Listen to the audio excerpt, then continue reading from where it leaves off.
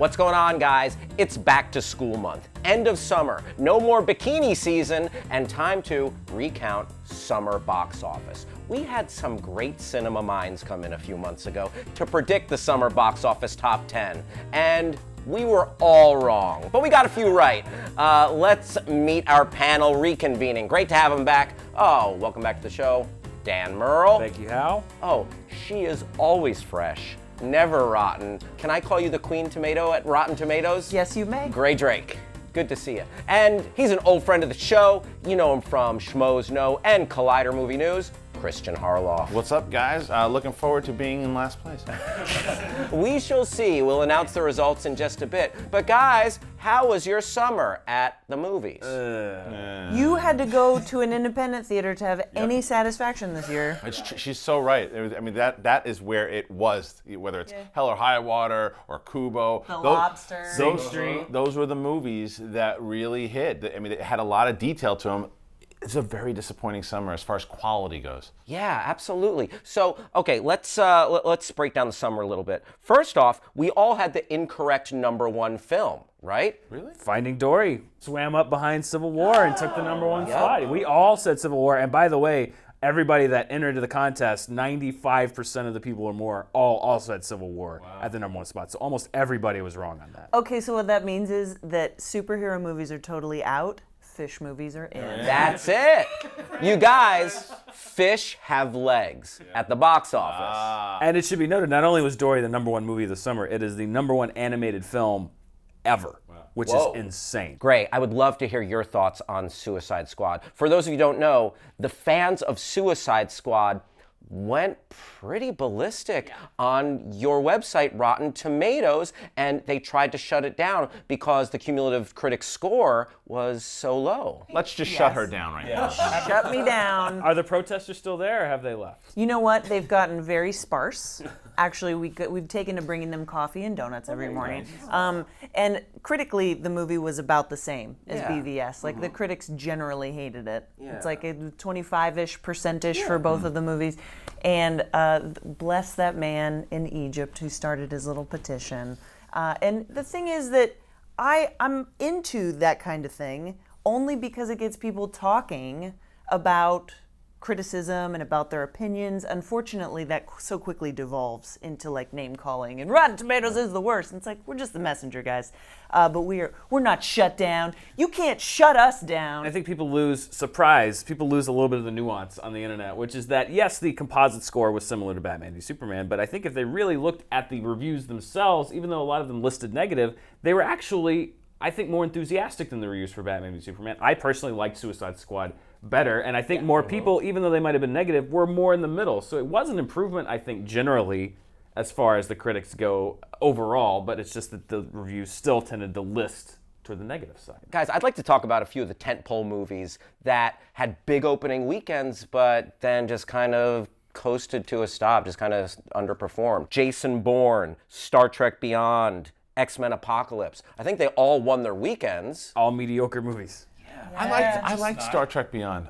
You know what? Actually, yeah, you're right. Yeah, that was the only one I wish would have done better because it was one that I wasn't expecting to enjoy it as much as I did. I really enjoyed Beyond. And you mentioned Jason Bourne. I think it's tried to give you the same thing that we've kind of seen. What I loved about the first A lot of people three. walking down hallways, guys. Yeah, what I loved about the first few Jason Bourne movies were that it was unique, it was involved. This was just generic. There wasn't anything to it. First rotten Bourne movie. Oh, really? It was rotten. Wow. I still liked it because I'll just watch that stuff. I find Jason Bourne movies super watchable. Even the Jeremy Renner one wasn't that bad. And I love it when they say the asset's in place. I love it when they call a person the asset. But that, for me, was the problem with it, it was just Jason Bourne tropes. It was just like, let's put more people in a control room. Here's another evil government guy. Here's another thing that Jason Bourne forgot about. Here's another car chase. There was nothing new. There was nothing fresh about it. And that was the problem for me. It's like there wasn't anything inherently wrong with it. Yeah. It was just...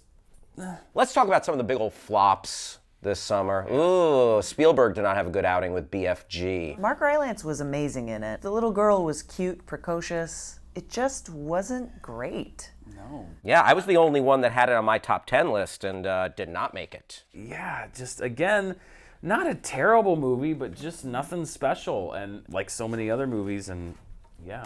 A lot of farting, though, so Yeah. that's something. What's funny about it is that I'm such a big Spielberg guy, I still haven't seen it. I'll wait for a Blu-ray, and that's exactly what I'm doing. Yeah, so did everyone else. And all the online players, I guess, stayed home playing Warcraft instead of going to see Warcraft. I had that one high up there. I thought a lot of people were going to go and check that one out, and then I saw it. Look, do I think it is a terrible movie? I don't. I think it's a messy movie. There were so many things wrong with this movie, and I think it was so inside baseball. If you didn't know what was going on in Warcraft, I think people would be like, wait, what? I was watching with people who knew, and they got every reference, and I'm like looking at them like wanting to explain it, and by the time I'm like, wait, no, if they explain this, I'm going to miss that. It was a bit of a mess. There are 4 sequels that many of us had on our lists that did not perform. I'll rattle them off and we'll shoot the breeze about them. Hang our heads in shame. Yes, I'll rattle them off. We'll hang our heads in shame. Teenage Mutant Ninja Turtles 2, Neighbors 2, Alice Through the Looking Glass, or Alice 2, and ID4 Resurgence. Oh my God. Whoa, yeah. I'm actually happy though for us on that as a people that the ID4 didn't make it into that top 10 because my goodness was that one of the worst movies I've seen in a long time. For me, it was one of the worst and one of the best. I thought that it delivered everything that I wanted in an Independence Day sequel and everything I feared simultaneously in the same movie. So many emotions. So many emotions. I would like to give America kudos for not going to see Alice Through the Looking Glass. Good job, America. We all held our nose and put it on our list, and we were wrong, and for once I'm very happy to say that we were wrong. Both Christian and Dan had 3 of these bad sequels on their list, and Gray, you had 2 of them. I want to defend Neighbors 2. I thought Neighbors 2 was an equal to the first one. I thought it did something different. I thought it was just as funny, and I don't think it was a bad movie. Dude, I'll get your back on that. I went to Neighbors 2 and I laughed. Yeah. Let's talk about a couple of the surprises. Swinging into the top 10, Tarzan made it. Yeah. Did anyone have that? No. Why would we have that? I didn't know if there was any geniuses on this. It certainly wasn't me. We're professionals. Yes. We were not prepared for the power of Alexander Skarsgård's abs. Right. But it didn't do that good. I was telling Christian before the show, arguably half the movies on the top 10 aren't even successes. Right. They're disappointments. I think it's just that, Lesser of evils. They're the lesser of evils, the bottom, the floor of this. There's 6 of them, I think, are in the 100 millions. It's not so much that these movies were successes, it's that nothing was really a huge hit. The only Tarzan for me is Casper Van Dien. Casper, if you're watching, I got your back, brother. Central Intelligence made the top 10. I bet it and did. I was the only one to have it on my list. I gambled on the power of The Rock and Kevin Hart, and I came up big. I whiffed on San Andreas last year. I whiffed on Central Intelligence. Fool me once, fool me twice, shame on me. That was never bet against The Rock. Don't underestimate the power of a little heart and a big Johnson. Okay, Secret Life of Pets, number 3. Wow, Dan nailed that one. I had it at number 3 on my list. I don't have a lot to hang my hat on this summer. That's my one thing that I can say that I got right. Couple of surprise hits, Angry Birds and Bad Moms. Bad Moms, that's great news. That's a good, solid comedy. Yeah. Knocking on the door at $100 million. But Angry Birds went out of the top 10 like 2 weeks ago. Oh, wow. We almost had an Angry Birds in the top 10. Both, yeah, I mean, they both did really well. Oh, one massive flop that we haven't mentioned yet, Ben-HUR. Oof. Yeah, the Oh my wheels God. came off that chariot, huh? Why? Who wants to watch that? Nobody wanted it. It didn't do anything that improved on the original. Nobody was asking for it. Obviously, nobody wanted to go see it. I don't know why that movie ever got greenlit. That'd be like, I'm going to remake The Wizard of Oz. Also making the top 10, a bit of a controversial film this summer, Ghostbusters. Gray and I were the only 2 to have it in our top 10. Ghostbusters, to me, I think I said it on the show last time, I just think you could have done a lot more if you just switched things up a little bit. This is a movie I enjoyed. I didn't jump out of my seat over it. It's a movie that I liked. But at the end of the day, I thought it was much ado about nothing. Oh! I'm just glad it's over. Nailed it. A classic pun from Dan Merle. I'd love to go right down the line and hear from each of you. What was your favorite film of the summer and biggest disappointment in your eyes? Let's start with Dan Merle. Well, my favorite film was one that I don't think it came out in the summer, so it was Sing Street. Really tiny little film from the guy that directed Once. I loved that movie. As far as the blockbuster movie or a studio movie, I liked Civil War a lot. I like Kubo and the Two Strings. I thought that was a really strong movie from Laika. But it's just such a kind of bland, generic summer. I actually think that the horror genre had a great summer. I liked Don't Breathe. I liked Lights Out, and I liked The Conjuring 2. And I'm not a big fan of horror movies. Gotcha. And was biggest disappointment in your eyes? For me, just in comparison to the other films, it was Jason Bourne. Gotcha. Gray, talk to us. I want to sing the praises of The Lobster. Yet again, I feel like all I talked about this summer was The Lobster. It's consistent, it's imaginative, it's inventive. Colin Farrell, Rachel Weisz, fantastic. And I'd say that in my heart, the biggest disappointment was definitely Resurgence. I wanted Independence Day to be great, any opportunity to see Jeff Goldblum, but it just was Liam Hemsworth peeing on the moon. Oh, the lesser Hemsworth, as I call him. Christian. Yeah, for favorite, I mean, I have to echo Dan as far as overall. I know it's not summer, but again, Sing Street I think is the best movie of the year so far. But a movie we haven't talked about that I think is my favorite summer movie was The Nice Guys.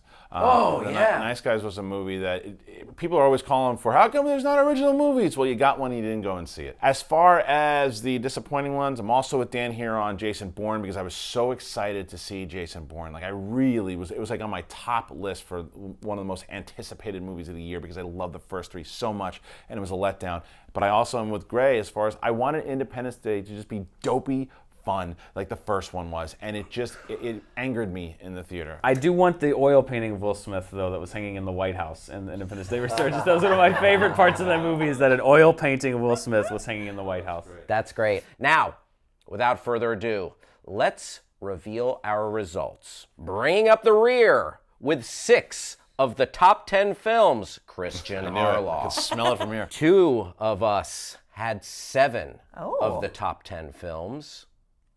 Dan Merle and Gray Drake. Yay! And one of us had 8 of the top 10 summer films. I did it, you guys! Oh, man. It is my first win. How many times have we done this? This is our 4th time. I think. Time? I did it. Wow. Oh, I'll never forget this moment. Also, we asked you at home to chime in and give us your top 10. Many of you beat all of us and had 9 of the top 10 films. So it came down to a tiebreaker, which was ranking order, and our winner, Adam Weeking of Merritt Island, Florida. Adam, you are a true screen junkie. Congratulations. You guys, what a summer it's been. Not really. Yeah, not really. That sums it up. So I'll see you at the movies in the fall. Yeah. Yes. Yep. Dan Merle, thanks for coming across the hall, buddy. Thank you, Hal. What a bummer to do a summer show on this summer. I hope next year's better. Judy Moody's very bummer summer. Exactly. Gray Drake, oh, it's a pleasure to have you. Thanks for coming back. It's really been nice sharing the summer of meh. Yeah, the summer of Yes. meh. Christian Harloff. Very excited for the fall. I cannot wait for fall movies to kick in. There we go. And I want to thank you for watching Screen Junkies. I'm Hal Rudnick. Hit me up on Twitter. Bye-bye. Let's talk about your lists. Gray, let's start with you. What's one movie on your list where you think might sneak up and surprise us? God, I hope it's Ghostbusters. I put it at number 10. Yeah. Only because the jury's still out.